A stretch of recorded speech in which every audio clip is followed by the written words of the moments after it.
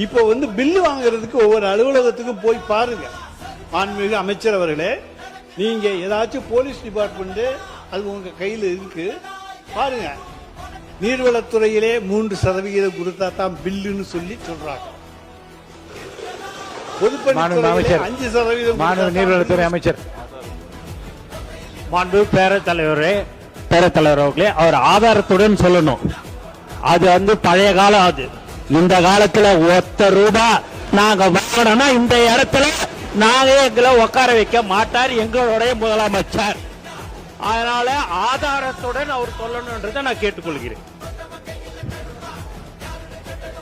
இல்ல மாண்பு உறுப்பினர் அவர்கள், நீங்க வாயால பேசுறதெல்லாம் கரெக்ட். அதெல்லாம் நீங்க உங்களுடைய காலத்துல நாங்க தான் சொல்றோம்ல, நீங்க நிரூபிங்கன்னு சொல்றோம். நீங்க நிரூபிக்க வேண்டியதானே. எதுவுமே இல்லாம நீங்க வந்து பேசணும்னா அது எப்படி?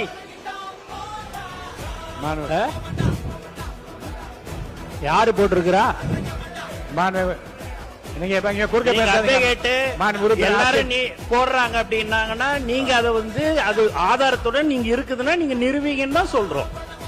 நீங்க எதுவுமே நீங்க என்னங்க நீங்க பில்லுக்குன்னு சொல்றீங்க, அதுக்கு இந்த மாதிரி பில்லுக்கு கொடுத்தாங்கன்னு சொல்லுங்க. அது ஏன்னா பழக தோஷமா இருந்திருக்கலாம்னு நான் நினைக்கிறேன்.